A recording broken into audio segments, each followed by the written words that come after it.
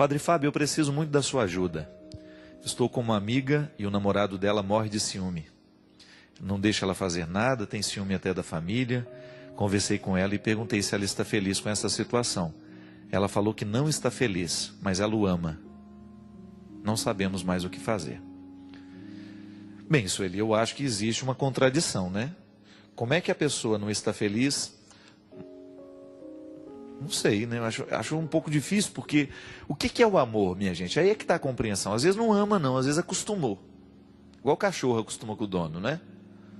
Às vezes nós nos acostumamos às coisas ruins. Aí a gente dá nome bonito para isso, pelo amor de Deus.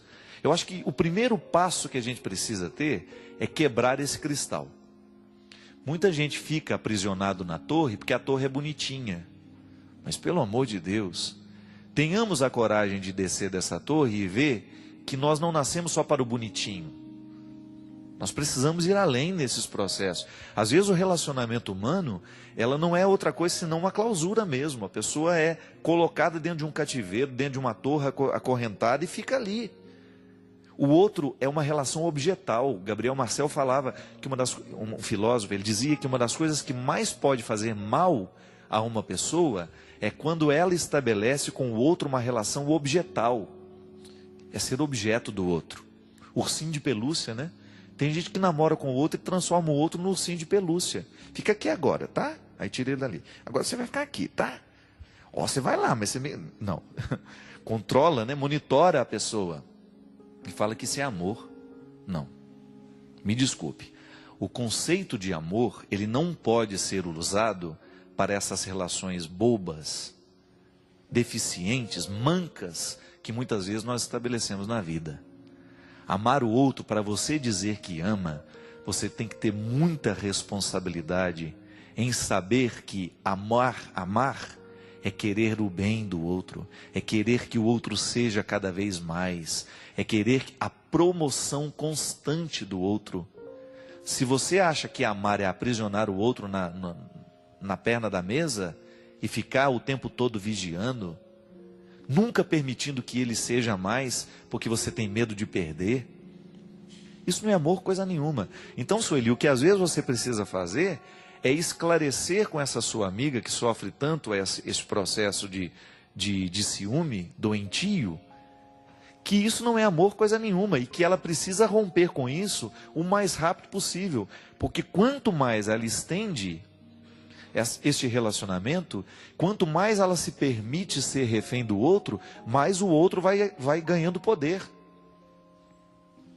Isso é muito sério, minha gente. As pessoas vão nos tratar do jeito que nós autorizarmos. Se você vai ter sempre olhar de vítima, o outro vai continuar lhe tratando como vítima. Então, se você permite que o seu namorado lhe retire da sua família, porque ele tem ciúme de você. Se você permite que o seu namorado lhe retire dos seus amigos e você deixe de viver o que antes você vivia, para estar o tempo todo grudada nele, você está permitindo que o cativeiro se estabeleça.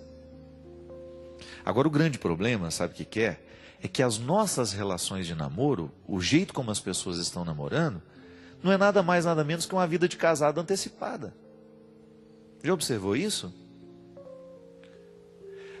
Hoje, os namoros, eu não vejo nisso evolução não, isso é involução, isso é o contrário. Muitas vezes nós queremos ser muito modernos, mas nós estamos estabelecendo alguns namoros que já não existe mais a diferença da vida de solteiro para a vida de casado.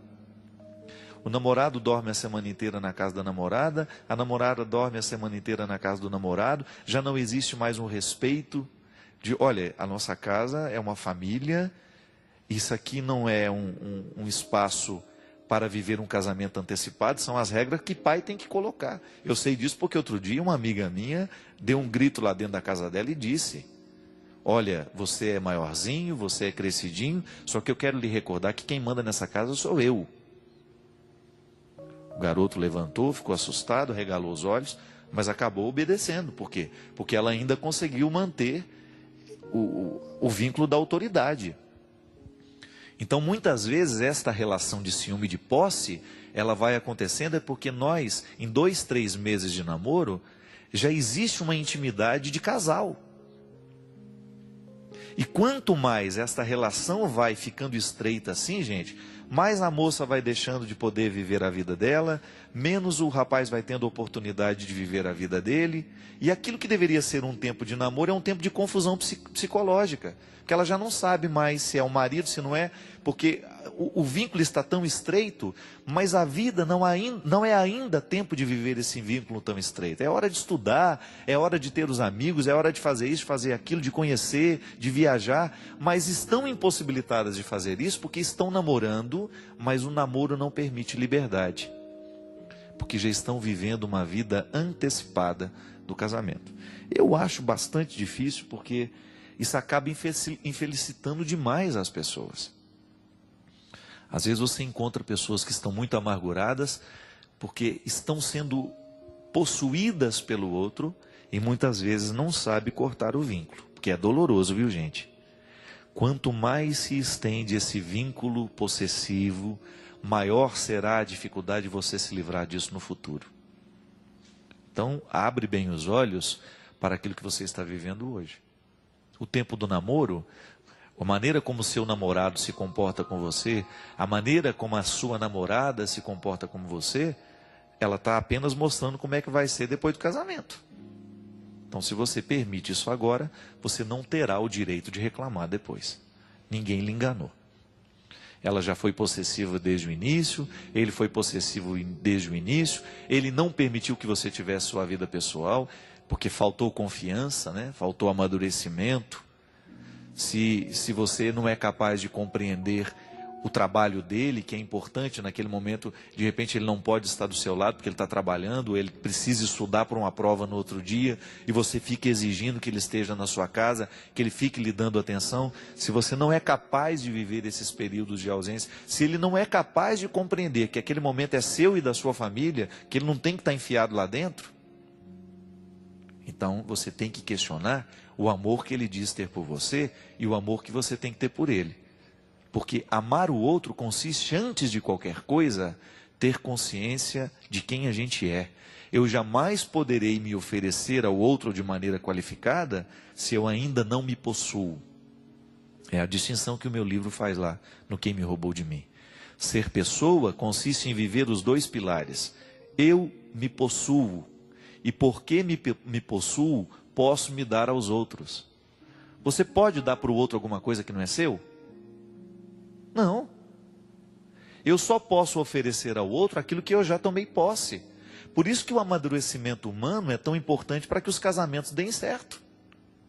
Quantos casamentos já começam errado é porque ninguém se possuiu ainda. Não teve nem tempo. Às vezes viveram relacionamentos tão conturbados, desde o processo da infância, não soube se possuir, não soube tomar posse do que se é. Depois vai ter uma dificuldade imensa de ser do outro, não vai conseguir. Vai querer o outro para si, vai querer possuir o outro, vai querer... Por quê? Quem não se possui, quer possuir todo mundo. É inseguro, é imaturo, é infantil. E diante das primeiras dificuldades vai se colocar de maneira extremamente agressiva. Pode observar. Às vezes você vê namoros em que existe um índice tão alto de agressividade já. Namorado que bate em namorada. Namorada que bate em namorado. Por quê? Quando não tem o controle dos afetos, a agressão é o caminho mais fácil. E isso, minha gente, isso é falta de Deus em nós, né? Porque quanto mais Deus entra na nossa vida, maior será a nossa preocupação para organizar bem o que a gente sente. Não podemos viver aí sentindo de qualquer jeito, não. Eu preciso trabalhar os meus afetos. Vida em Deus, espiritualidade, tudo isso consiste, né? É bonito a gente entender que a fé me joga para esse amadurecimento. A minha espiritualidade consiste em orientar aquilo que é humano em mim, eu tomar consciência de tudo isso, para que isso não venha virar um pacote que depois eu não sei administrar. Então, às vezes, a melhor maneira que nós temos de ajudar é motivando, olha, termine esse namoro, viu? Vá viver um pouco a sua vida, vá se possuir primeiro, para depois você estabelecer um vínculo mais saudável com o outro. E isso é certo. Aquilo que você enfrenta hoje é o que você vai enfrentar depois de maneira ainda mais intensa.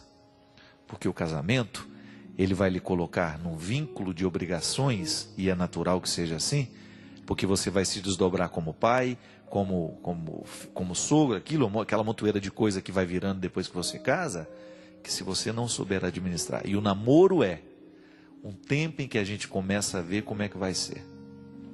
É um tempo em que você começa a sentir na carne aquilo que você vai ter que sentir na totalidade do seu ser um dia.